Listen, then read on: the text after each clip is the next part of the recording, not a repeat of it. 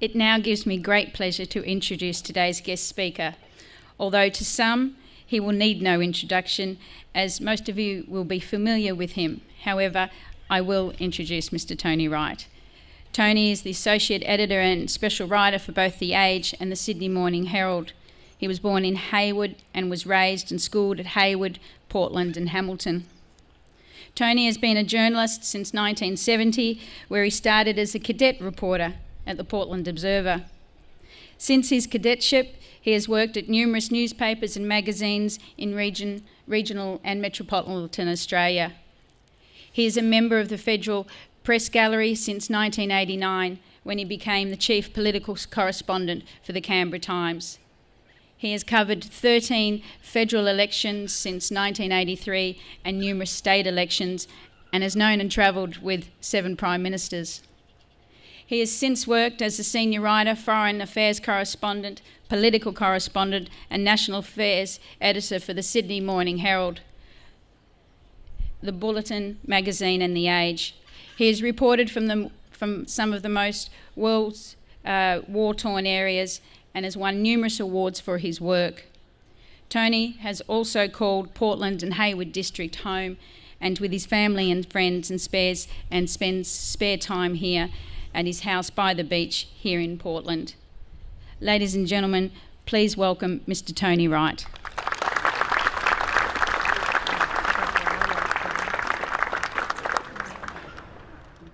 Thank you, Mayor, and congratulations too to Claire. It's kind of nice to see a good story come out of the term citizenship after what happened last year in Canberra. And good morning, Portland. I woke this morning to a big sun rising over a wide sea, a couple of boats fishing, bobbing about, and a freighter lying at anchor. In the other direction, cattle grazed beneath a grassed hill. And then, of course, this being Portland, clouds blew over and the weather changed. People in Melbourne seem surprised that I'm so keen to travel 4 hours most weekends to this area, and that I spend my annual summer holidays here. It's actually pretty simple. This is where I feel I belong. When I'm driving towards this place and I crest Tower Hill over there near Warrnambool and look west, I start to breathe differently. I'm home. But why am I saying this now? It's Australia Day. Australia Day, between the barbecues and the afternoon nap and the knowledge that the summer break is coming to an end, is a chance for us to cogitate on where we've been, where we are, and where we might be going in this country we call home. I'm lucky enough as a journalist to be able to get out of the office pretty regularly and to wander about trying to figure out this nation through its stories. It's a better way than asking politicians to explain the place. Could anyone imagine them agreeing on anything? A few months ago, I visited a place near Wodonga that has had a lasting effect on Australia's modern history. It's called Bonegilla.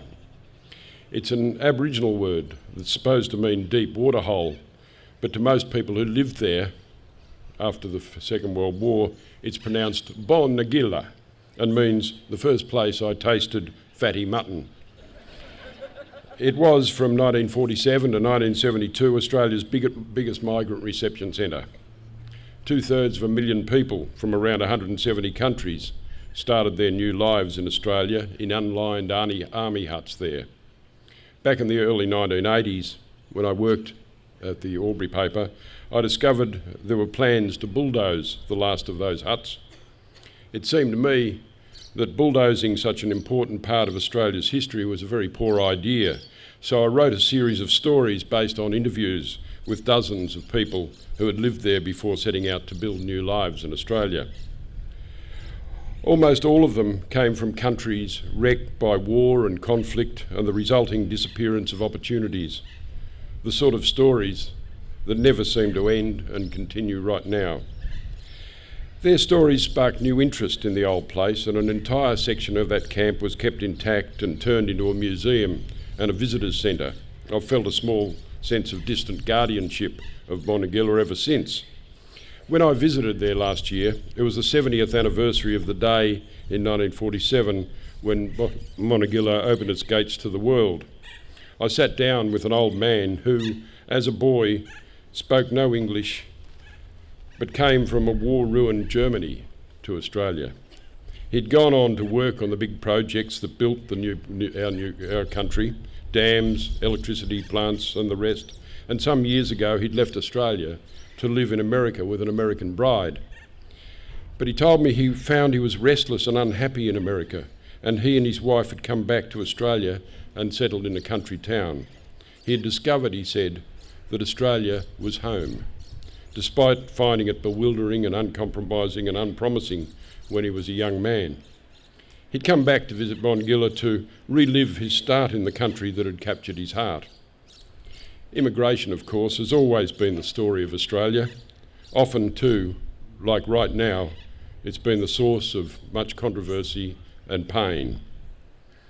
All parts of my own family arrived here in southwest Victoria in the 1840s and 1850s, and I often think of the loneliness experienced and the toil that went into building new lives, burdened with the knowledge that they would never see the places of their birth again.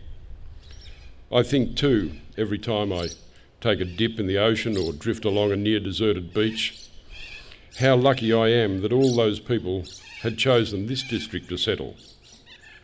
Last year too, I spent a few days a long way away beneath a vast artwork-daubed sandstone rock shelter in the northern Australian bush, where the ideas of time and home took on entirely different meaning. I was taken to a secret place in Kakadu National Park by an archaeologist, Professor Chris Clarkson, who had been digging there for some years at an old campsite. As they had dug down, Clarkson's team came up with thousands of artefacts: food scraps, shells, the remainders of campfires, 13 human skeletons, grinding stones and axe heads. Right at the bottom layer, 2.5 metres beneath what is the surface today, lay an axe head next to a grinding stone, left as if it were yesterday. That axe head turned out to be the oldest tool with a ground blade ever discovered anywhere in the world. By testing and retesting no less than 28,500 separate grains of sand, each, it turns out, is a tiny time capsule, scientists discovered that the bottom of that archaeological dig where the axe head lay was 65,000 years old. That's 17,000 years more than previously thought. I wrote the story and it went around the world. The knowledge that Aboriginal people were in Australia 65,000 years ago means they were here more than 20,000 years before the first humans arrived in Europe. Put another way, they were here almost 50,000 years before the first humans found their way to the Americas. Down here in southwest Victoria, we don't need to be persuaded about the ancient nature of Indigenous occupation. Right on our doorstep is one of the wonders, evidence of engineering works in the stones of Budj Bim around Lake Condah and Tirrandara that constitute the oldest known aquaculture works in the world. Last week, an old mate of mine from politics came tramping through our district. He's walking from Geelong to Adelaide, and he stayed a couple of nights at my house on the coast here. I was anxious to give him a quick education about our area of the world. I led him around these lovely old bluestone buildings, explaining how Portland was the first European settlement in Victoria, showed him the ploughed field up there, and talked about whales and bullockys and farmers. I took him out to Cape Nelson to introduce him to some of the most dramatically beautiful cliffs and seascapes anywhere. And we went out to Tirrandara. We crossed Darlett's Creek and wandered through a great silence, surrounded by the remnants of stone villages and handmade channels and weirs and eel traps of this area that are a minimum of 6,700 years old, or almost 3,000 years older than the oldest part of Stonehenge. I wanted my friend to get a bit of an idea of the real history of the Southwest. I tried to explain the brutal tragedy of what had happened when European settlers took the lands of the people who had survived for vast sweeps of time in this landscape. And I tried to explain how, against fearful odds, the Gunditj Mara and other peoples had remained a living culture around here, and how I'd had the great fortune to have gone to school with some of these people and learned a few of their stories. My friend was undertaking his marathon walk in the footsteps of an adventurer who became known as Peking Morrison. Peking Morrison walked from Geelong to Adelaide as a boy in the 1880s and wrote a little book about the trek called The Diary of a Tramp. But like the people of his time, he had somehow failed to notice that he was surrounded by a heritage that was as old and rich as forever. And so I wanted to bring my friend up to date. Today, of course, we recognise that Budjabim, the ancient lava flow of what we knew as Mount Eccles and which became the citadel of the Gunditj Mara, is so significant that it is on the way to becoming Australia's latest World Heritage Site, up there with Uluru, Kakadu, the Great Barrier Reef and the ruins of convict prisons in Tasmania. You know, said my friend, the long-distance walker, when I'd finished showing him around and we were sitting back having a beer, this whole area is one of the most fascinating places anywhere. Yes, I said. I know. It's my home. Australia Day is a day to think about all this and about how Australia has evolved to the successful democracy and economy it is today. There is, as we all know, a heated and growing national argument about whether the 26th of January, the date a fleet of British cast-offs arrived only in 1788, 123 years before Australia actually became a nation with that name, and whether it's an appropriate date for our National Day.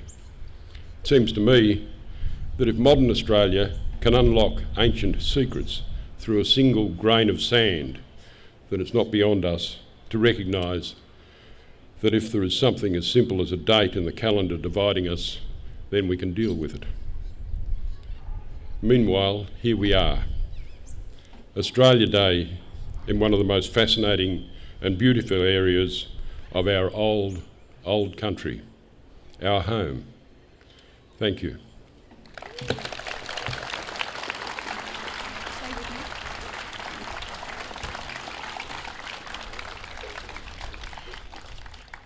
Tony, could I just invite you back to the lectern? I just wanted to take this opportunity. It's obvious that Tony is a very good storyteller as well as story writer. So I thought I'd take this opportunity, if you don't mind, just to ask you a couple of questions. I thought I was getting off. No, not lightly.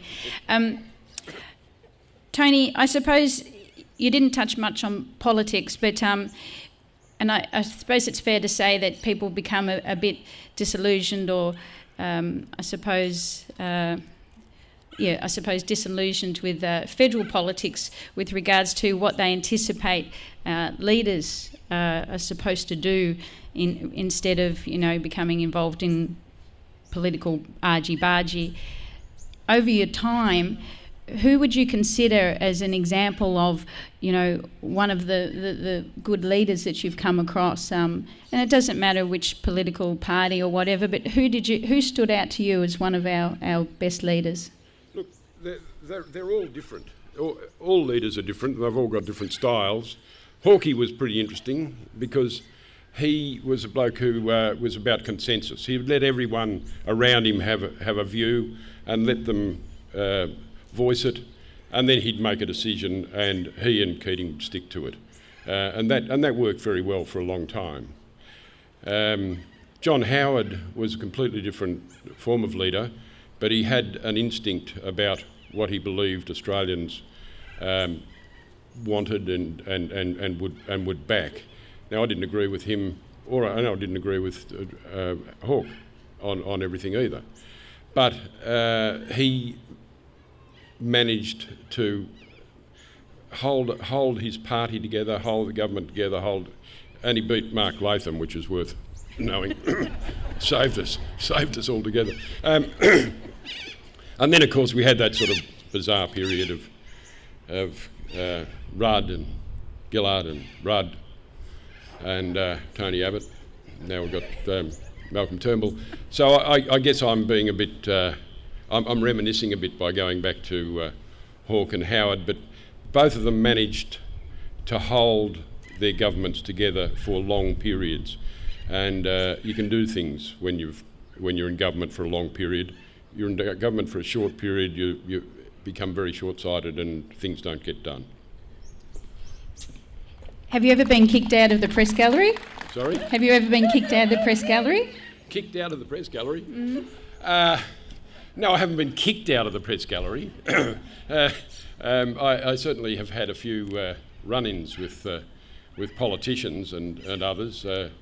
Paul Keating was fairly keen on ringing me up and giving me a free character assessment quite regularly when I was political correspondent of the Sydney Morning Herald, which of course was his local newspaper in Sydney. And he would ring and I won't tell you how he would start the conversation or even how he would continue it, because I'd probably get arrested for the use of language. But it was a fascinating experience to be yelled at by Keating. He would go for about 45 minutes. My parents used to come up and they would hear this and Dad would say, "Is anyone running the country?" But anyway, we got through all that. It says here in a list of the things that you have done that you once spent a morning in the palace in Edinburgh, Scotland, chatting with about horse racing with the Queen. Yeah, I did. I was in Edinburgh for a Commonwealth Heads of Government meeting, and I got this invitation, and it said, a reception with the Queen, and I'd seen what those sort of receptions were previously, about 700 people and a tiara bobbing down the other end of the room somewhere, and I wasn't very keen on going, but a colleague of mine, Jim Middleton from the ABC, said, well, the choice is we go to this or John Howard press conference. So off we went, and we discovered there were only 30 journalists invited, and there was the Queen, Prince Philip and Princess Anne. And it was, I had a hangover, I've got to admit.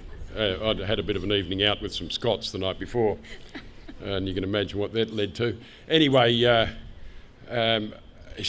we were each given a nice little chintzy cup with tea in it, and mine was beginning to rattle. And the Queen came over and said, "You don't really want that tea, do you? A small sherry, perhaps?" Which sort of broke the ice. And anyway, I knew that she had a couple of horses out in Australia for the upcoming Melbourne Cup, so I asked her about those, and she became quite effusive and talking about how wonderful wonderfully well the horses had travelled, and how she was quite optimistic of a good run and so forth. And then, of course, time went on, and she had to move off to another group, and I found myself with Prince Philip, and I said, "Oh, look, your wife says that those horses that are over there for the Melbourne Cup are in pretty good shape. Would it be worth having a bob on them?" He said, "Oh, don't be bloody stupid." They've both got colic. They travel very badly. And I have no idea why she's got them there. And it became a fascinating morning as time went by. It also says that you like to share a bottle of red with Malcolm Turnbull. Unfortunately, this is not a bottle of Grange, it's a bottle of local red. So thank you very much, Tony.